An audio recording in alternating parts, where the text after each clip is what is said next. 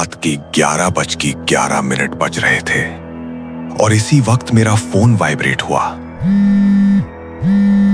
WhatsApp notification था, unknown contact, typing. मैंने सोचा स्कैम होगा, पर जो चीज मेरी सांस रोक गई वो था सेंडर का एड्रेस, फ्लैट नंबर 11B, मेरा घर 11B। पर मैं तो 11B में ही खड़ा था। मैं कार्तिक हूँ, हल्द्वानी के एक पुराने अपार्टमेंट कॉम्प्लेक्स में रहता हूँ, वृंदा फ्लैट्स।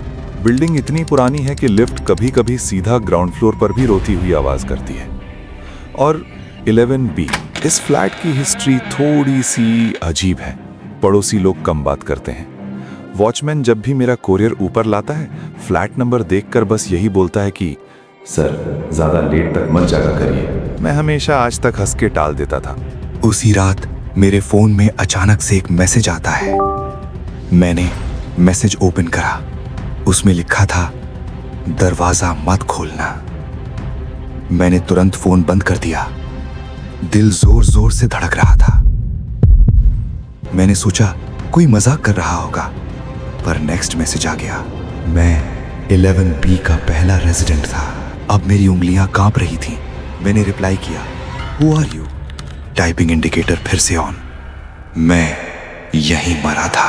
अच्छा, इसी दौरान मुझे याद आया, 2 साल पहले जब मैंने ये फ्लैट रेंट पर लिया था, तो ओनर ने मुझसे बस एक ही बात बोली थी, देखो बेटा, तुम चाहे कुछ भी करो, बस रात 11 बजे के बाद यहाँ शोर मत करना। मैं समझा नेबर्स के लिए बोला होगा। गलत था। फिर मैं तुरंत हमारी बिल्डिंग के व्हाट्सएप ग्रुप में गया और सर्च किया 11B।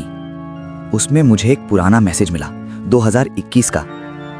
Rib Raghav Malhotra, flat 11B। Raghav Malhotra, age 28 साल, cause of death cardiac arrest suspected. पर उसके जस्ट नीचे किसी और ने कमेंट करा था जो डिलीट ही नहीं हुआ था। कमेंट था, कार्डियक अरेस्ट नहीं, उसने खुद को बंद कर लिया था। बंद कर लिया था? किस चीज में? मेरा फोन फिर से वाइब्रेट हुआ। तुम अकेले हो? मैंने लिखा, जी हाँ, मेरी सबसे बड़ी गलती।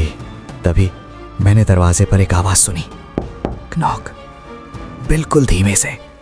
मैंने पीप होल से देखा, वहां कोई नहीं था। तभी मेरे फोन में फिर से एक मैसेज आया, पीप होल झूठ बोलता है। मैंने तो अब रिप्लाई करना ही बंद कर दिया और फोन टेबल पर रख दिया।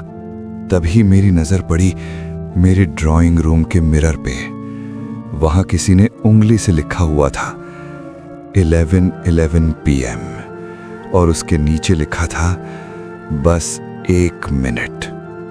मेरा फोन अचानक फिर से ऑन हो गया। एक वॉइस नोट आया। जब मैं यहां रहता था मुझे भी मैसेजेस आते थे। मैं तो एकदम चिल्ला पड़ा, स्टॉप इट। मुझे तुरंत रिप्लाई आया।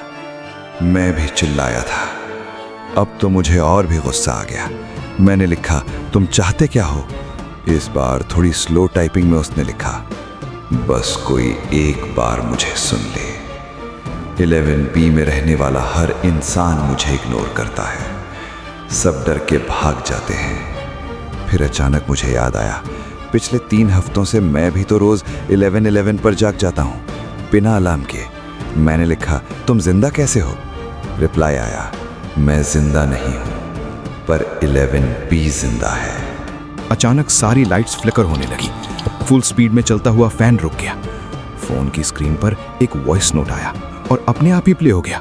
और जो आवाज थी, मेरी ही आवाज, पर मैं वो बोल नहीं रहा था। वॉइस नोट में मैं कह रहा था कि दरवाजा खोल दो। डर के मारे मेरे हाथ से फोन गिर गया और तब अपने आप दरवाजा अंदर से लॉक हो गया। फोन में फिर से एक मैसेज आया, अब तुम मेरी तरह हो, अब तुम भी तड़पोगे। कल 11:11 पर तुम किसी और को मैसेज भेजोगे। मैंने चिल्लाते हुए वॉचमैन को कॉल किया।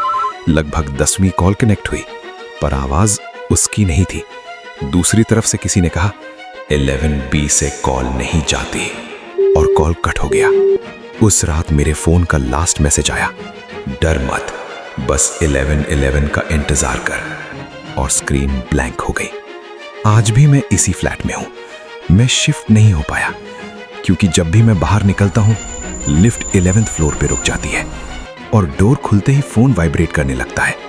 अगर तुम ये कहानी रात 11:11 पर सुन रहे हो और तुम्हारा फोन भी अभी वाइब्रेट करे तो मैसेज मत खोलना, क्योंकि 11B को नया सुनने वाला मिल चुका है और क्या पता अगला शायद तुम हो।